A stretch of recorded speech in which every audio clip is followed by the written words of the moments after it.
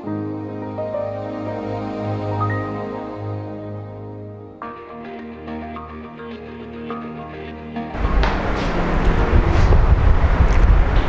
Everyone, मैं अरुण गुप्ता स्वागत करता हूं आप सबका इस सेशन में। आज मैं कुछ क्वेश्चंस लेने जा रहा हूं प्रीवियस ईयर एग्ज़ाम के, और ये जो एग्ज़ाम पेपर है वो है हमारा राजस्थान का एलडीसी का पेपर का। और इसमें जो मैथ्स के क्वेश्चंस आए हुए हैं काफ़ी अच्छी लेवल के क्वेश्चंस है, काफ़ी ट्रिकी क्वेश्चंस है, तो उसको हम लेते हुए चलेंगे। और ये अपने बाकी जो एग्ज़ाम्स होते हैं कॉम्पिटिटिव एग्ज़ाम जहाँ पे ट्रिग्नोमेट्री या फिर एलिमेंट्री मैथ्स आ रही है, तो उन सभी के लिए क्वेश्चन बहुत इंपॉर्टेंट है। तो आप सभी स्टूडेंट्स जो किसी भी मैथ्स के एग्ज़ाम की तैयारी कर रहे हैं तो ज़रूर इन सवालों को देखें। तो यहाँ पे जो क्वेश्चन है हमारे राजस्थान एलडीसी का, ये क्वेश्चन मैं ले रहा हूँ। मैं यहाँ पे मैं आपको ये मेन बात ये बताऊँगा कि कोई सवाल करने के कई तरीके होंगे, कि आपका जो बेस्ट तरीका है फटाफट कैसे को एग्ज़ाम के पॉइंट ऑफ व्यू से करना है वो आपको मेन यहाँ पे समझना है। तो देखो दोस्तों, यहाँ पे क्वेश्चन क्या है, यहाँ क्वेश्चन है a is equal to cot theta plus tan theta और b is equal to cosec theta minus sine theta. और इसके बाद में हमको जो दे रखा है एक्सप्रेशन वो ये दे रखा है कि बताइए a square b power 2 power 3, और दूसरा दे रखा है ab स्क्वायर और 2 पावर 3। और हमको यहाँ पे आप देख रहे होंगे 4 ऑप्शंस दे रखे हैं। तो आइए जानते हैं किस प्रकार से हम इस सवाल को करेंगे। तो देखो यहाँ पे 0, 1, tan स्क्वायर थीटा और cot स्क्वायर थीटा ऑप्शन हमको दे रखे हैं। अब इतना तो मैं समझ रहा हूँ कि आप इतना समझ रहे होंगे कि यार ये वैल्यूज़ को अगर मैं इसमें पुट करके करूँगा तो मेरे को बहुत समय लग जाएगा। तो अगर इस बकवास मेथड से आप करने जा रहे हैं कि भाई cot थीटा की वैल्यू दे रखी है, मतलब जिसको हम स्कूल मेथड बोलेंगे, का आप स्क्वायर करने बैठेंगे और फिर cosec theta minus sine theta फिर करेंगे, फिर उसकी पावर 2 पावर 3 करोगे, तो that will take lot of your time. तो मेरे ख्याल से आप उस पर इतना वक्त जाया ना करें तो अच्छा है। इस तरीके से भी आपका आ जाएगा उत्तर, वो प्रॉब्लम नहीं है, पर फटाफट कैसे आना है उस पर हम लोग चर्चा यहाँ पे कर रहे हैं। तो यहाँ पे हम क्या करेंगे, कुछ आसान वैल्यूज़ का यूज़ करके और विकल्पों में से चुन के ही उसका उत्तर निकालने की हम कोशिश करेंगे। तो यहाँ पे एक जो आपके मन में आ रहा होगा कि सबसे पहले मैं एक काम करता हूँ, theta is equal to 45 degree लेता हूँ, क्योंकि उस समय मुझको जैसे दे रखा है a is equal to tan theta. अब tan 45 की वैल्यू हो गई 1 और cot थीटा की cot 45 की वैल्यू हो गई 1, तो a इज इक्वल टू 2 हो गया। अब इस सवाल को आप सॉल्व करेंगे, इससे भी आपका उत्तर आएगा, पर यहाँ पे आप फिर बीच में लास्ट में जाके अटक जाओगे, क्योंकि आप देखो कि अगर आप theta is equal to 45 degree करते हो तो आप ये डिफरेंट ऑप्शंस देखो, तो डिफरेंट ऑप्शंस क्या होंगे। ये आपका 0 दिख रहा है, ये आपका 1 दिख रहा है, पर ये tan स्क्वायर 45 ये अगेन आपका 1 हो जाएगा, और cot स्क्वायर 45 ये भी आपको ऑप्शन 1 हो जाएगा। तो ये जो है मतलब मेरे ख्याल से समझदार व्यक्ति यहाँ पे वक्त जाया नहीं करेगा, पहले ही ऑप्शंस में देख लेगा कि ऑप्शंस फिर से क्लैश तो नहीं कर रहे हैं, और क्योंकि यहाँ पे ऑप्शन क्लैश कर रहे हैं तो मैं इसको नहीं करूँगा। अब आ जाइए आगे, हम लोग क्या लेंगे वैल्यू, कुछ और वैल्यू लेते हैं। मान लीजिए हम थीटा की वैल्यू लेते हैं 30 डिग्री, यहाँ पे लेते हैं साहब। तो यहाँ पे आप देखेंगे ये 0 का 0 रहेगा, ये 1 का 1 रहेगा। tan 30 डिग्री की वैल्यू 1/3 आपकी 1/3 हो जाएगी, और cot स्क्वायर थीटा मतलब cot 30 के हिसाब से इसकी वैल्यू आपकी 3 हो जाएगी। तो ये सारी की सारी वैल्यू अलग है, तो यहाँ पे हम तब भी इसको बिठा सकते हैं। तो आइए सवाल को सॉल्व करते हैं। तो यहाँ पे हम पहले a की वैल्यू निकाल लेते हैं और b की वैल्यू निकाल लेते हैं। तो देखो a क्या हो जाएगा, cot थीटा हमने लिया हुआ है 30 डिग्री लिया हुआ है, तो हमारा cot 30 डिग्री, तो cot 30 डिग्री क्या होता है हमारा √3 के बराबर होता है, और tan 30 डिग्री हमारा होता है 1/√3। अगर हम √3 का लेंगे एलसीएम तो ये कितना हो जाएगा, 4/√3 हो जाएगा। अब यहाँ पे आप देखो b की वैल्यू क्या हो जाएगी, यहाँ पे b की वैल्यू क्या हो जाएगी, कोसेक थीटा, कोसेक थीटा मतलब 1/sin थीटा। अब आप जानते हैं कि sin 30 डिग्री की वैल्यू होती है हाफ, तो यहाँ पे ये क्या है 1/sin थीटा 30 माइनस साइन 30 की यहाँ पे बात हो रही है, तो ये क्या हो गया 2 - हाफ, यानी कि ये कितना हो जाएगा आपका, ये हो जाएगा आपका 3/2। तो यहाँ से आपको जो है दो चीज़ निकल के आ रही है, इसको मैं मिटा रहा हूँ, 4/√3 और 3/2। तो हमारी a की वैल्यू क्या हो गई 4/√3 और b की वैल्यू हमारी क्या हो गई 3/2। अब इन वैल्यूज को आप इजीली यहाँ पे आप पुट करेंगे तो देखेंगे a² आप करेंगे कितना आ जाएगा 16/3 और b से गुना करेंगे 3/2। तो ये 3 और 3 कट के हो जाएगा 8 और 8 की पावर 2/3 यानी कि 2 को हम इसको क्या लिखेंगे 2 की पावर क्यूब इंटू 2/3 हो रहा है, यानी कि कितना हो गया ये 2 की पावर 2 यानी कि 4 की वैल्यू आ गई।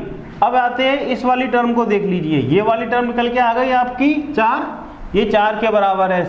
अब ये वाली टर्म आप देखो a 4/√3 इंटू b स्क्वायर, तो ये है आपका 9/4। अब आप देखो कि ये 4 और 4 कट गया, ये √3 है, यहाँ पे 9 है। अब इसको आप क्या लिखोगे, इसको आप देखो और उसके बाद में इसकी पावर 2/3 भी है, तो ये क्या है 3 का स्क्वायर है और नीचे क्या है 3 1/2। इसको क्या लिखोगे 3 2 माइनस आप 1/2 करोगे तो ये कितना हो जाएगा 3, आपका ये हो जाएगा आपका 3/2 हो जाएगा। अब इसके ऊपर मतलब कि 3 और 3/2 है और उसके पावर है 2/3, तो ये सब कट जाएंगे, बचेगा क्या 3 बच जाएगा, 3 की पावर 1 बच जाएगी। तो ये ऑप्शन है 4 और ये ऑप्शन है 3, 4 माइनस 3 बच गया 1, तो हमारा सही उत्तर क्या हो जाएगा ऑप्शन बी हो जाएगा। जबकि आप देखेंगे tan² थीटा की वैल्यू मतलब tan 30 डिग्री की वैल्यू के हिसाब से ये आपको क्या निकल के आएगी, ये 1/3 निकल के आएगी और cot² थीटा की वैल्यू आपकी 3 निकल के आएगी। तो इसका जो सही उत्तर है वो है हमारा ऑप्शन बी। तो ये हमने देखा कि किस प्रकार से हमने ट्रिग्नोमेट्री का ये सवाल वैल्यू पुट करके इजीली हमने फाइंड आउट किया। तो यहाँ पे एक और मैं बात बताऊँ, ये सारी चीज़ हमने हमारे चैप्टर्स में करवाई हुई है, हमारे ट्रिग्नोमेट्री के वीडियो लेक्चर्स में करवाई हुई है। तो एक बात को ध्यान रखना कि हमने उसी प्रकार से इन सब सवालों को कराया है। और यहाँ पे ऐसी, जैसे मैंने आपको हमारे वीडियो लेक्चर में बताया था, कोई भी ऐसी वैल्यू मत डाल देना जिससे कि पूरी टर्म अनंत हो जाए। जैसे कि आप थीटा = 0 डालो या 90 डिग्री डालोगे तो ये चीज़ आप नहीं कर सकते, क्योंकि उस केस में ये इन्फिनाइट हो जाएगी। तो हमको ऐसा केस नहीं लेना है। वैल्यू पुट करना एक बहुत ही अच्छा तरीका है, फास्ट तरीका है, पर इसके साथ आपको समझदारी बरतनी है, सावधानी बरतनी है कि किस प्रकार से कौन सी वैल्यूज रखनी है जो परमिशिबल भी हो, जो मतलब योग्य वैल्यू भी हो और उसमें ऑप्शन भी आपके क्लैश नहीं कर रहे हो, जैसा हमने देखा। तो ये मेरे ख्याल से आपको समझ में आया होगा। अब मैं एक क्वेश्चन आपका लूँगा लॉगरिथम का। लॉगरिथम का क्वेश्चन मैंने इसका भी वीडियो लेक्चर आपको कराया हुआ है। उस वीडियो लेक्चर में एक चीज़ लॉगरिथम की प्रॉपर्टीज़ और क्वेश्चंस मैंने बहुत ही अच्छे से कराए थे। और सबसे पहले मैं उस क्वेश्चन को आपके सामने रखूँगा और आप सबसे निवेदन है पहले इस वीडियो को आप पॉज करेंगे और इस वीडियो को पॉज करके खुद सॉल्व करने की कोशिश करेंगे और उसके बाद ही आप इसके उत्तर पे जाएंगे। तो आइए शुरू करते हैं। ये सवाल हमारा लॉगरिथम का सवाल है। तो दोस्तों लॉगरिथम का बहुत ही अच्छा सवाल है, ये 101 नंबर का सवाल है। इसमें ये दे रखा है log 12 और यहाँ पे है 18 = है a। ठीक है, दिख रहा है आपको, log 12 बेस है 18 = a दे रखा है और log 24 16 की वैल्यू हमको बतानी है कितनी होगी और हमको 4 ऑप्शन दे रखे हैं। तो यहाँ पे स्क्रीन में आप इस क्वेश्चन को आप देख सकते हैं। बाकी सवाल को कैसे सॉल्व करना है वो मैं आपको बता रहा हूँ। देखिए दोस्तों, यहाँ पे कैसे हम सवाल को सॉल्व करेंगे। तो मान लेते हैं कि इसकी वैल्यू जो है वो b के बराबर है। अब देखो दोस्तों, log 12 18 = a है, log 24 16 = b है। तो आप सोच रहे होंगे यार कैसे सवाल को सॉल्व किया जाए, कुछ सामने कुछ दिखाई नहीं दे रहा। प्रॉपर्टी लगाना स्टार्ट कर दीजिए, आ जाएगा सब निकल के। log 12 18 है। अब सबको अपन एक सेम बेस पे कर लेते हैं, मान लीजिए 10 बेस पे कर लेते हैं, कोई भी एक कॉमन बेस पे हम करेंगे। तो हम इसको क्या लिख सकते हैं, log 18 बटा log 12। मैंने आपको क्या बताई थी प्रॉपर्टी, अगर मान लीजिए log a b लिखा हुआ है मान लीजिए, तो उसको मैं क्या लिख सकता हूँ, log 10 की पावर b और log 10 की पावर a। बेस 10 रहेगा, b है यहाँ पे 10 है, यहाँ पे a है। तो इस प्रकार से मैं इस चीज़ को लिख सकता हूँ। यहाँ पे 10 की जगह e भी हो सकता है या 2 भी हो सकता है, 3, कोई भी वैल्यू यहाँ पे बेस कॉमन लेके आप इसको इस एक्सप्रेशन में लिख सकते हो। तो वही मैंने यहाँ पे किया, log 18 बटा log 12 इसको मैं लेते हुए चल रहा हूँ। तो इस प्रॉपर्टी को हम शुरू कर दिया है। अब मेरे ख्याल से कुछ लोगों की बत्ती जल रही होगी, नहीं है तो इसको सॉल्यूशन देखें किस प्रकार से हम इस सवाल को कर रहे हैं। देखो a इक्वल टू हमारा ये निकल के आ गया, ठीक है। अब देखो इसको भी थोड़ा और एक्सपेंड करना रहेगा। log 18 को मैं क्या लिख सकता हूँ, अब मैं इसको देखो एक चीज़ आप समझेंगे इस बात को कि यहाँ पे हम बात करेंगे 2 और 3 के टर्म्स में आप बात करेंगे, क्योंकि 18 है, 12 है, 16 है, 18 है, इन सब के फैक्टर्स को हम छोटा छोटा छोटा यहाँ पे करने जा रहे हैं। देखो कैसे हम लोग कर रहे हैं। यहाँ पे log की पावर जो 18 है, तो 18 को मैं क्या लिख सकता हूँ, 9 × 2 लिख सकता हूँ, ठीक है। और log 12 को मैं क्या लिखूंगा, log 12 को मैं लिखूंगा 4 × 3 लिखूंगा, ठीक है। अब 9 को मैं क्या लिख सकता हूँ, 3 की पावर स्क्वायर लिख सकता हूँ, और 4 को मैं क्या लिख सकता हूँ, 2 की पावर स्क्वायर लिख सकता हूँ। तो ये क्या हो जाएगा, log 3 का स्क्वायर प्लस log 2। यहाँ पे हमने बताया था आपको ये log 3 स्क्वायर प्लस इंटू 2 है, मतलब कि अगर जैसे ऐसा लिखा हुआ है आपका log m इंटू n क्या होता है, log m plus log n होता है, ये आप जानते हैं। उस प्रकार से ही ये सवाल हम यहाँ पे कर रहे हैं। तो हमने इसको लिखा log 3 स्क्वायर प्लस log 2 लिखा, और इसको हमने लिखा log 2 की पावर स्क्वायर प्लस log 3 लिखा। अब इसको हम क्या लिख लेंगे, इसको हम लिखेंगे 2 log 3 लिख लेंगे, और इसको हम लिख लेंगे log 2, और इसको हम क्या लिख लेंगे 2 log 2 प्लस log 3 लिख लेंगे। तो ये हमारा निकल के आया वैल्यू, किसकी, a की वैल्यू निकल के आई। अभी आप सोच रहे होंगे अभी भी सवाल जो है मतलब नहीं आ पा रहा है, और इसका उत्तर किस प्रकार से है, वो कैसे निकालेंगे सर आगे जाके। आइए इसको समझते हैं कैसे इस सवाल का उत्तर आएगा आपका। तो a की वैल्यू हमारी log 3 और 2 के सिंप्लीफाई करके हम यहाँ पे हम पहुँच गए हैं। अब देखो, अब अगर मैं बात करता हूँ b की, जो हमको निकालना है, तो ये क्या है हमारा, ये b इजिकल टू हमारा क्या है, log ऑफ 16 और log ऑफ 24 है। अब इसको आप देखोगे log ऑफ 16 क्या होता है आपका, ये हो गया आपका 16 को क्या लिखते हैं आप, 2 की पावर 4, तो क्या लिख दूंगा इसको 4 log 2 लिख सकता हूं मैं, इसको दिख रहा है आपको। और log पावर 24 है, तो log 24 क्या है, 8 × 3 है, तो ये क्या हो गया आपका 4 × log 2 plus 2 × log 3 log 2 plus log 3। ये 3 log 2 कैसे आया, 8 को हम क्या लिख सकते हैं, 2 की पावर क्यूब लिख सकते हैं, तो ये 3 इधर आ जाएगा, 2 इधर आ जाएगा, तो क्या आ गया 3 log 2 प्लस log 3। तो भैया b की वैल्यू भी हमें आ गई 4 log 2 divide by 3 log 2 plus log 3। अब भी आप सोच रहे होंगे कि अब क्या करेंगे, अब कैसे सवाल को सॉल्व करेंगे, अब क्या दिमाग लगाएंगे। आइए मैं बताता हूँ, बाकी चीज़ एक बार आप समझ लो। मैं इन सबको a और b दोनों को लिख के किस प्रकार से इसका आंसर निकालना है वो मैं आपको बता रहा हूँ। यहाँ पे जो हमने इतनी मेहनत करी, तो क्या क्या निकल के आया हमारे सामने, आंखों के सामने, वो आप देख लें एक बार। 4 log 2 है ये, है ना।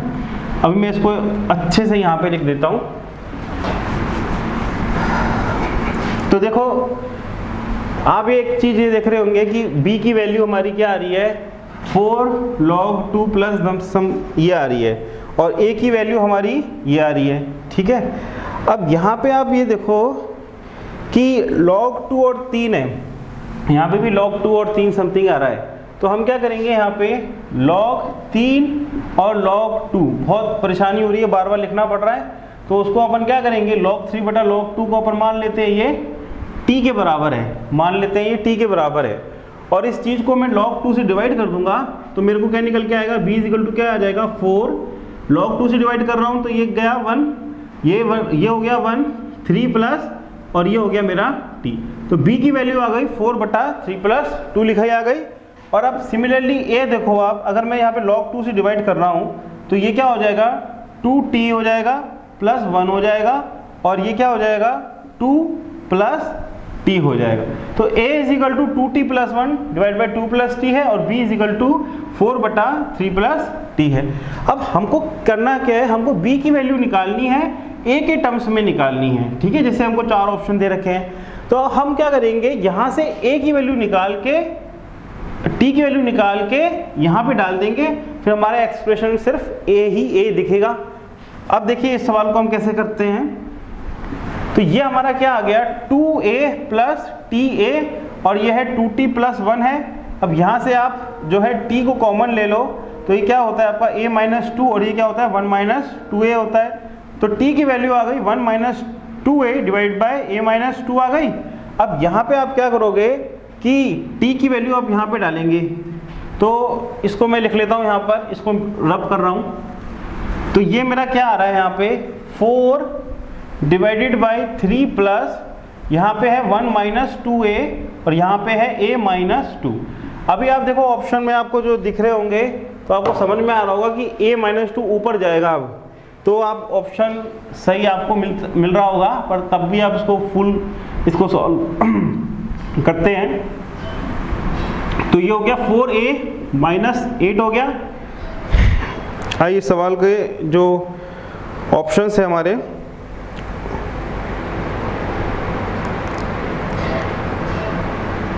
और दूसरा क्या है हमारा यहाँ पे 3a माइनस 6।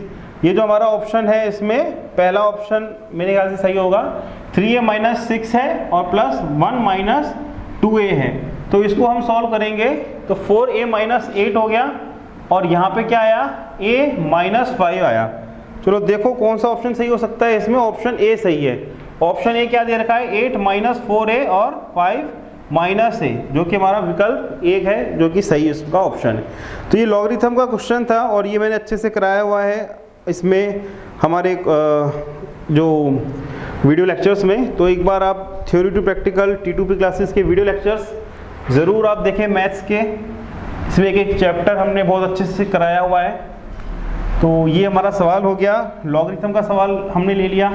अब मैं जो क्वेश्चन लेने जा रहा हूँ वो परसेंटेज का क्वेश्चन लेने जा रहा हूँ। तो परसेंटेज का जो मेरा नेक्स्ट क्वेश्चन है वो ये है कि एक व्यक्ति के वेतन के मूल वेतन में 20% की वृद्धि कर दी गई, लेकिन वेतन वृद्धि के बाद भी उसे वेतन की उतनी ही राशि प्राप्त होती है। उसे अपने वेतन की कितनी प्रतिशत राशि जो है प्राप्त नहीं हुई, ये हमको बताना है। तो क्वेश्चन आप हिंदी इंग्लिश में स्क्रीन में देख रहे होंगे यहाँ पे। और इसमें देखिए आप कि मान लीजिए उस व्यक्ति की जो इनकम थी पहले वो थी 100। अब इसमें 20% की हो गई क्या वृद्धि। तो 20% की वृद्धि मतलब 120 रुपये का हो गया ये। अब इसकी पहले सैलरी थी 100 रुपये, अब सैलरी है 120 रुपये।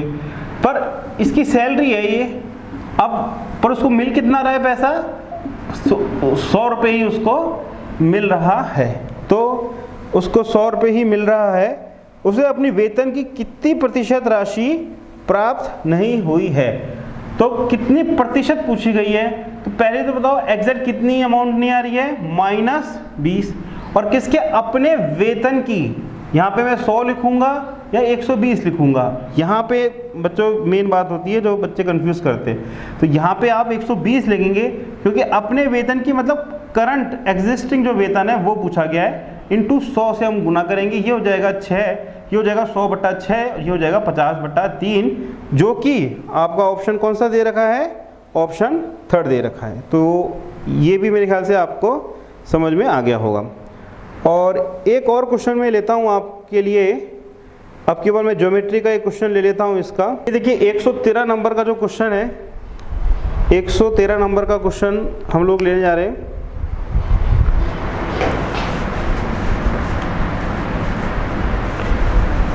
तो इस 113 नंबर के क्वेश्चन में क्या दिया हुआ है, AB और CD D व्यास वाले एक वृत्त के 2 लंब व्यास है जिसका केंद्र बिंदु O है। वृत्त के क्षेत्रफल का त्रिभुज OAC के क्षेत्रफल का अनुपात क्या है। तो ये मेंसुरेशन का चैप्टर भी हमने अच्छे से कराया हुआ है हमारी क्लास में वीडियो लेक्चर में, तो उसको आप ध्यान से पढ़िएगा। ये AB है और ये C और ये D है, ये 2 लंबवत है, ठीक है। इस प्रकार से ये दे रखे हैं। अब हमको क्या दे रखा है कि सेंटर है O। अब इस पूरे का एरिया जो कि क्या है πr² है, और इस OAC को हम जोड़ देते हैं तो उसका एरिया, उसका रेशियो। अब यहाँ पे आप देख रहे होंगे कि ये रेडियस है r, ये है r, ये लंबवत है तो 90 डिग्री है, ये है 45 डिग्री और ये है 45 डिग्री। तो एरिया ऑफ ट्रायंगल क्या होता है, राइट एंगल ट्रायंगल क्या होता है, हाफ बेस इनटू हाइट होता है। अब यहाँ पे आप देख रहे होंगे हाफ बेस क्या है, r है, हाइट कितनी है, r है, तो ये कितना हो गया r² बटा 2। तो यहाँ लिखेंगे r² बटा 2 लिखेंगे। तो ये जो ऑप्शन आपको दे रखा है इसमें, तो ये क्या हो जाएगा पाई बटा 0.5 हो जाएगा। तो इसमें पाई बटा 0.5 यानी कि विकल्प 1 जो है इसका सही उत्तर होगा। अब एक और क्वेश्चन हम लोग लेते हैं प्रॉफिट लॉस का, और कुंडली मेथड से उसको किस प्रकार से हम सॉल्व करेंगे वो हम देखेंगे। मेरे ख्याल से ये क्वेश्चन आपको समझ में आ गया होगा। अब ये 145 नंबर का क्वेश्चन लेते हैं हम लोग आपके प्रॉफिट लॉस का। 145 नंबर का क्वेश्चन आप अपनी स्क्रीन में देख रहे होंगे। इसमें क्या दिया हुआ है, 320 पेन का विक्रय मूल्य 400 पेन के क्रय मूल्य के बराबर है, तो लाभ प्रतिशत क्या है पूछा गया है। तो ये देखिए कुंडली मेथड में हम क्या लिखते हैं, यहाँ पे हम लिखते हैं सेलिंग प्राइस, यहाँ हम लिखते हैं कॉस्ट प्राइस और यहाँ पे हम लिखते हैं प्रॉफिट। तो यहाँ पे अगर हम बात करें एक इकाई की बात करें हम कि एक यूनिट के लिए सेलिंग प्राइस S है, कॉस्ट प्राइस C है। अब जो दिया गया है वो देखते हैं क्या दिया गया है। दिया गया है 320 पेन का विक्रय मूल्य। भाई जब एक पेन का विक्रय मूल्य S है तो 320 पेन का विक्रय मूल्य कितना हो जाएगा, 320 S हो जाएगा। और हमको देखा है 400 पेन के क्रय मूल्य के बराबर, तो एक का क्रय मूल्य C है तो 400 का क्रय मूल्य कितना हो जाएगा, 400C। तो हमको सिंपल सी बात है, ये दे रखा है कि 320S इक्वल टू 400C हमको दे रखा है। इससे हमको क्या निकल के आया, हमको निकल के आया S बटा C कितना है, 400 बटा 320 है।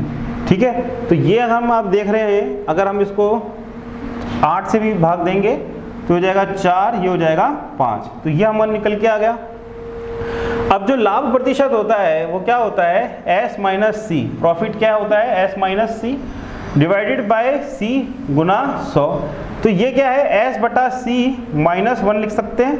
अच्छा, S बटा C है 5 बटा 4 माइनस 1, तो गुना 100। अब यहाँ पे देखो दोस्तों क्या हो गया, ये 1 बटा 4 गुना 100 हो गया, तो ये क्या हो गया, 25% हो गया। तो इसका जो सही उत्तर है वो है ऑप्शन 3। तो दोस्तों आशा है ये वीडियो जो है आपको पसंद आया होगा हमारा। और भी क्वेश्चंस जो इस में दे रखे हैं आपके प्रीवियस LDC पेपर को, मैं इसको सॉल्व करा दूंगा। बट आप ज़रूर इसको बताएं कि ये वीडियो आपको कैसा लगा, सवाल समझ में आए या नहीं आए। और भी आपके कोई डाउट हो, कुछ क्वेश्चंस आप पूछना चाहते हो तो ज़रूर पूछें। और हमारा वीडियो लेक्चर जो है, मतलब मैथमेटिक्स के कंप्लीट वीडियो लेक्चर्स है हमारे पास में, तो अगर आप LDC की प्रिपरेशन कर रहे हैं तो काफ़ी यूज़फुल रहेगा आपके लिए। और उसको पाने के लिए आप 8003378523 पे आप संपर्क कर सकते हैं। आपको क्या करना क्या है, आपका नाम, एग्ज़ाम और सिटी, ये 3 इन्फॉर्मेशन जो है आप हमको भेजिएगा, जिससे कि हम आपको बाकी जो हमारे और भी वीडियो लेक्चर्स है, बुक्स है, उसके बारे में हम आपको बता पाएँ। तो ज़रूर आप एक बार कांटेक्ट कीजिएगा इसमें। और बाकी और भी पार्ट्स में और भी कुछ क्वेश्चंस मैं आपको सॉल्व कराऊंगा। तो आशा करता हूँ ये प्रस्तुति आपको पसंद आई हो। हेलो दोस्तों, अगर आपने हमारा चैनल सब्सक्राइब नहीं किया है तो इसको जरूर सब्सक्राइब कर ले व बेल आइकन पे जरूर क्लिक करें, जिससे आपको हमारे चैनल का हर एक वीडियो का अपडेट मिलता रहेगा। theory2practical.com जो आपको प्रोवाइड कराता है most powerful study material for your most powerful preparation.